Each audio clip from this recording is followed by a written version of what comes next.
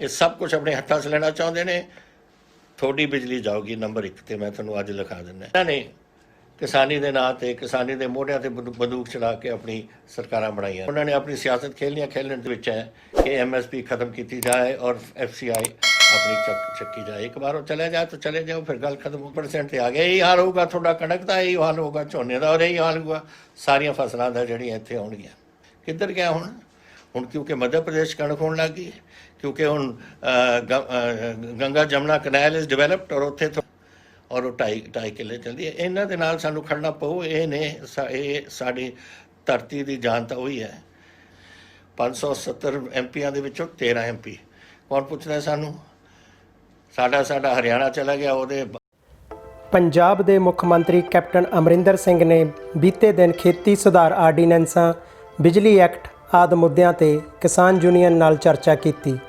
इस चर्चा दौरान कैप्टन साहब ने इन्हां मुद्दों ते अपनी बेबाक राय दिंदियां विरोधी धिर खासकर अकाली दल नूं भी रगड़े लाए।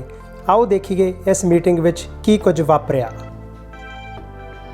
असी एक और पार्टी पहला भी मैं कह चुके हैं, असी मीटिंग सदी सी। ਉਹਦੇ ਵਿੱਚ ਨੈਚੁਰਲੀ ਇੱਕ ਤਾਂ ਪਾਰਟੀ ਦੀ ਗਵਰਨਮੈਂਟ ਬੈਠੀ ਹੈ ਦਿੱਲੀ ਦੇ ਵਿੱਚ, ਉਹਨਾਂ ਨੇ ਤਾਂ ਵੋਟ ਕਰਨਾ ਸੀ, ਔਰ ਨਾਲ ਹੀ ਉਹਨਾਂ ਦੇ ਸਾਥੀ ਜਿਹੜੇ ਨੇ ਅਕਾਲੀ। ਮੈਨੂੰ ਇਹਨਾਂ ਦੀ ਨਹੀਂ ਸਮਝ, ਜੈਸੇ ਮੇਰੇ ਪ੍ਰਧਾਨ ਜੀ ਨੇ ਹੁਣੇ ਕਿਹਾ, ਸੁਨੀਲ ਜਾਖੜ ਜੀ ਨੇ, ਇਹ ਕਹਿੰਦੇ ਕਦੇ ਜੈਸੇ ਇਹਨਾਂ ਨੂੰ ਸੂਟ ਕਰਦੀ ਉਹੀ ਗੱਲ ਕਹਿੰਦੇ। ਹੁਣ ਇਸ ਸਾਰੀ ਉਮਰ ਇਹਨਾਂ ਨੇ ਕਿਸਾਨੀ ਦੇ ਨਾਂ 'ਤੇ, ਕਿਸਾਨੀ ਦੇ ਮੋਢਿਆਂ 'ਤੇ ਬੰਦੂਕ ਚਲਾ ਕੇ ਆਪਣੀ ਸਰਕਾਰਾਂ ਬਣਾਈਆਂ ਨੇ। ਔਰ ਜਦੋਂ ਕਿਸਾਨੀ ਦੇ ਨਾਲ ਖੜਨ ਦਾ ਵੇਲਾ ਆਉਂਦਾ ਹੈ ਔਰ ਉਹਨਾਂ ਨੂੰ ਉਹਨਾਂ ਦੀ ਲੋੜ ਹੈ ਤਾਂ ਉਹਨਾਂ ਦੇ ਨਾਲ ਜਾ ਕੇ ਖੜ ਜਾਂਦੇ ਨੇ। ਮੈਨੂੰ ਸਮਝ ਨਹੀਂ ਆਉਂਦੀ ਅਕਾਲੀ ਦਲ ਦੀ ਕਿ ਕਿਸ ਤਰੀਕੇ ਨਾਲ ਇਹ ਆਪਣਾ ਕੰਮ ਕਰਦੇ ਨੇ। ਲੇਕਿਨ ਉਸ ਨੂੰ ਉਹਨਾਂ ਨੂੰ ਛੱਡ ਦਿਓ, ਰਹਿਣ ਦਿਓ। ਅਗਰ ਉਹਨਾਂ ਨੇ ਆਪਣੀ ਸਿਆਸਤ ਖੇਲਣ ਦਿਓ। ਆਪਾਂ ਅਗਰ ਸਾਰੀਆਂ ਜਥੇਬੰਦੀਆਂ ਕਿਸਾਨੀ ਦੀਆਂ ਔਰ ਬਾਕੀ ਪਾਰਟੀਆਂ ਪੰਜਾਬ ਦੀਆਂ ਅਸੀਂ ਇਕੱਠੇ ਹੋ ਜਾਈਏ ਤਾਂ ਇੱਕ ਬੜੀ ਭਾਰੀ ਆਵਾਜ਼ ਉੱਠ ਸਕਦੀ ਹੈ।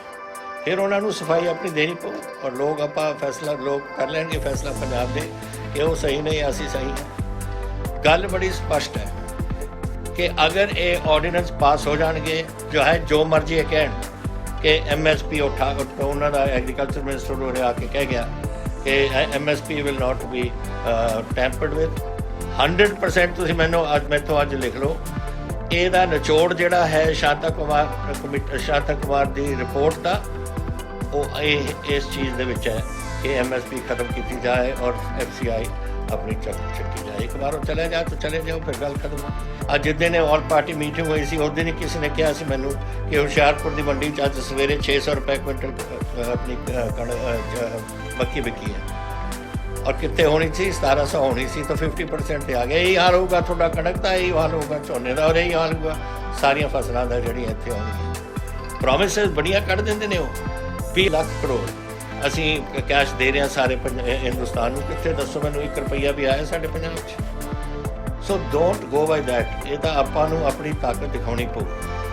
ਔਰ ਇੱਕ ਗੱਲ ਮੇਰੀ ਹੈ, ਜੋ ਤੁਸੀਂ ਫੈਸਲਾ ਕਰਨਾ ਹੈ ਮੇਰੇ ਕਿਸਾਨ ਸਾਥੀਓ, ਇਹ ਤੁਹਾਨੂੰ ਕਰਨਾ ਪਊਗਾ ਆਪਣੇ। ਤੁਸੀਂ ਜਦੋਂ ਵੀ ਆਪ ਮੀਟ ਕਰੋਗੇ, ਲੁਧਿਆਣੇ ਕਰੋਗੇ, ਜਿੱਥੇ ਮਰਜ਼ੀ ਕਰੋਗੇ।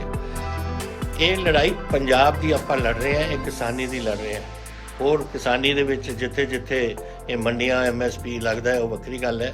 ਆਪਾਂ ਤਾਂ ਪੰਜਾਬ ਦੀ ਦੇਖਣੀ ਹੈ ਕਿ ਜਿੱਥੇ 70 ਸਾਲ ਤੋਂ ਇਸ ਸੂਬੇ ਨੇ ਆਪਣਾ ਅੰਨ ਦੀ ਪ੍ਰੋਡਕਸ਼ਨ ਕੀਤੀ ਹੈ। ਠੀਕ ਹੈ, ਉਦੋਂ PL 480 ਹੁੰਦਾ ਸੀ, ਅਸੀਂ ਉਧਾਰਾ ਲੈਂਦੇ ਸੀ ਅਮਰੀਕਾ ਤੋਂ, ਔਰ ਇਹ ਗੱਲਾਂ ਹੁੰਦੀਆਂ ਸੀ। ਮੈਨੂੰ ਤਾਂ ਅੱਜ ਤਾਈਂ ਉਹ ਕਣਕਾਂ ਦੇ ਨਾਮ ਯਾਦ ਨੇ, PB 18, ਲਰਮਾ ਰੋਜੋ ਵਗੈਰਾ ਜੋ ਉੱਥੋਂ ਲੈ ਕੇ ਆਏ ਸੀ, IR 8 ਵਗੈਰਾ ਸੀ ਜੋ ਇੱਥੋਂ ਲੈ ਕੇ ਆਏ ਸੀ, ਝੋਨਾ ਜਿਹੜਾ ਫਿਲੀਪੀਨਸ ਦੇ ਵਿੱਚੋਂ। ਉਹਨਾਂ ਨੂੰ ਸਾਡੀ ਪੰਜਾਬ ਐਗਰੀਕਲਚਰ ਯੂਨੀਵਰਸਿਟੀ ਨੇ ਸਾਰਾ ਕੁਝ ਬਣਾ ਕੇ ਉਹਨਾਂ ਤੋਂ ਨਵੇਂ ਬੀਜ ਔਰ ਵੈਰਾਈਟੀਆਂ ਬਣਾ ਕੇ ਇੱਕ ਸਮੇਂ ਆ ਗਿਆ 3 ਸਾਲਾਂ ਦੇ ਵਿੱਚ ਪੰਜਾਬ ਦੀ, ਛੋਟਾ ਜਿਹਾ ਪੰਜਾਬ 2% ਵੀ ਨਹੀਂ ਹਿੰਦੁਸਤਾਨ ਦਾ, ਅਸੀਂ ਇਹ PL 480 ਰੱਦ ਕਰਤੀ, ਖਤਮ ਕਰਤੀ ਔਰ ਸਾਰੇ ਹਿੰਦੁਸਤਾਨ ਨੂੰ ਆਪਾਂ ਅੰਨ ਦੇਣ ਲੱਗ ਗਏ। ਉਦੋਂ ਤਾਂ ਸਾਡੀ ਬੜੀ ਸ਼ਲਾਘਾ ਹੁੰਦੀ ਸੀ, ਪੰਜਾਬ ਬੜਾ ਬਹਾਦਰ ਹੈ, ਪੰਜਾਬ ਜੈ ਕਿਸਾਨ ਜੈ ਜਵਾਨ, ਪੰਜਾਬ 'ਤੇ ਨਾਅਰੇ ਲੱਗਦੇ ਹੁੰਦੇ ਸੀਗੇ।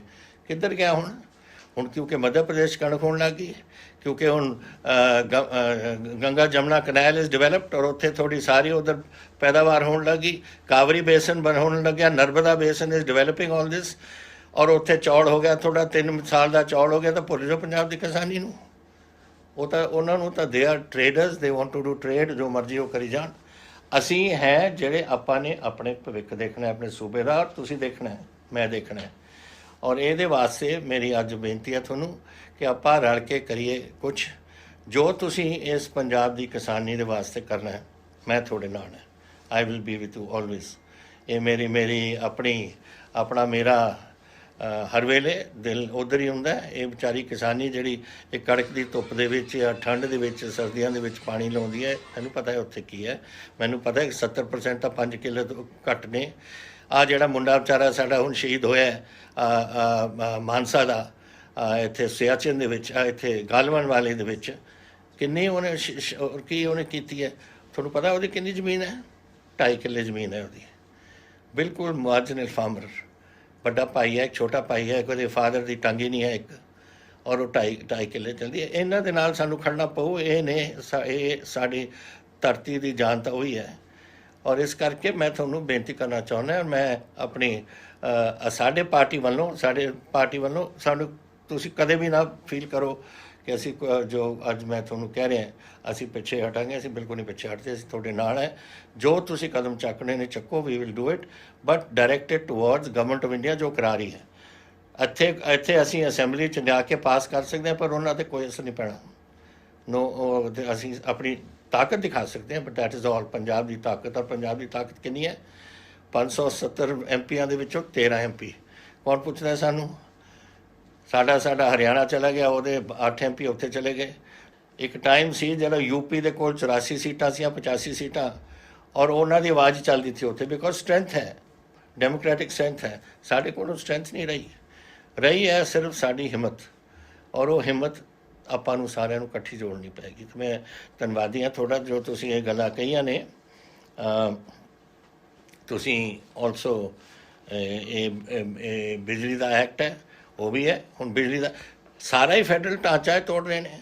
ਫਾਈਨੈਂਸ਼ੀਅਲ ਪਾਸ ਸਾਡੇ ਲੈ ਲਏ, ਐਗਰੀਕਲਚਰ ਦਾ ਕੋਈ ਫੈਸਲਾ ਹੋਣਾ ਉਹ ਲੈ ਲਿਆ। ਕੋਈ ਵੀ ਫੈਸਲਾ ਪੰਜਾਬ ਦੇ ਵਿੱਚ ਦੇਖ ਲਓ ਜਿਹੜਾ ਸਾਡੇ ਹੱਥਾਂ ਛੱਡਿਆ।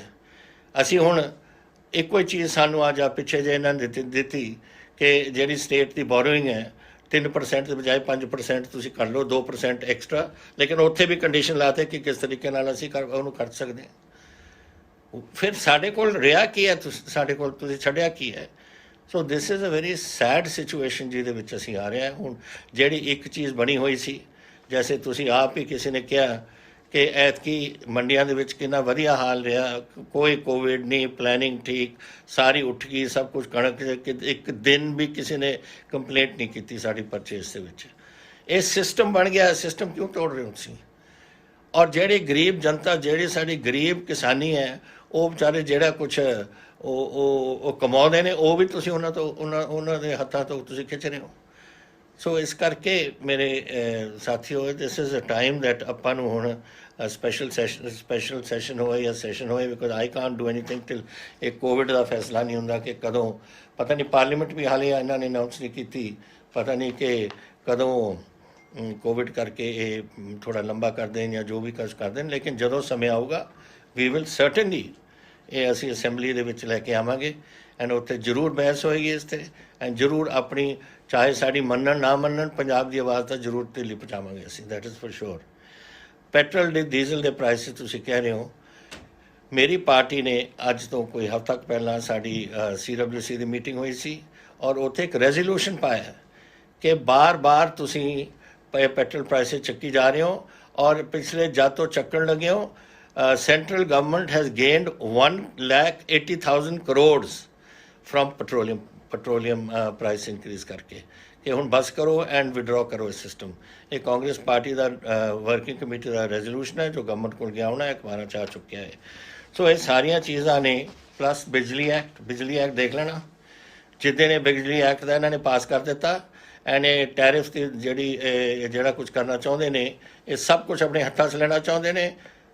थोड़ी बिजली जाओगी नंबर 1 ਤੇ, मैं ਤੁਹਾਨੂੰ ਅੱਜ लिखा ਦਿੰਦਾ कि ਜਿਹੜੀ फ्री पावर ਅਸੀਂ ਦੇ ਰਹੇ ਹਾਂ ਕਿਸਾਨੀ ਨੂੰ ਔਖੀ ਤੱਕ ਘੜੀ ਕੱਟ ਕੇ ਦੇ ਰਹੇ ਹਾਂ ਤੁਹਾਨੂੰ, ਇਹ ਪਹਿਲਾਂ ਹੀ ਇੱਥੇ ਹੀ ਤੁਹਾਨੂੰ ਥੋੜਾ ਮਾਂਜਾ ਫੇਰ ਦੇਣਗੇ। This is the way that these people are looking at ਸਾਡੇ ਪੰਜਾਬ ਨੂੰ ਔਰ ਸਾਡੀ ਕੁਰਬਾਨੀ ਨੂੰ। ਤਾਂ ਮੇਰੇ ਅੱਜ ਮੈਂ ਧੰਨਵਾਦੀ ਹਾਂ ਤੁਹਾਡਾ ਕਿ ਤੁਸੀਂ ਅੱਜ ਦੂਰ ਦੂਰ ਤੋਂ ਆਏ ਹੋ ਔਰ ਆਪਣੀ ਆਵਾਜ਼ ਉਰੇ ਉਠਾਈ ਹੈ। ਮੈਂ ਆਸ ਕਰਦਾ ਕਿ ਆਪਾਂ ਇੱਕੋ ਹੀ ਆਵਾਜ਼ ਨਾਲ ਹੁਣ ਉੱਥੇ ਪਹੁੰਚਾਈਏ ਦਿੱਲੀ, ਤਾਂ ਕਿ ਉਹ ਸਮਝ ਸਕਣ ਕਿ ਚਾਹੇ ਪੋਲੀਟੀਕਲ ਜਥੇਬੰਦੀਆਂ ਜੋ ਮਰਜ਼ੀ ਕਰਨ, ਉਹਨਾਂ ਦੇ ਸਾਥੀ ਜਿਹੜੇ ਜਥੇਬੰਦੀਆਂ ਨੇ, ਪੰਜਾਬ ਦਾ ਬੱਚਾ ਅੱਜ ਇਸ ਆਰਡੀਨੈਂਸ ਦੇ ਔਰ ਇਸ ਇਲੈਕਟ੍ਰਿਸਿਟੀ ਐਕਟ ਦੀ ਅਮੈਂਡਮੈਂਟ ਦੇ ਖਿਲਾਫ ਖੜਾ।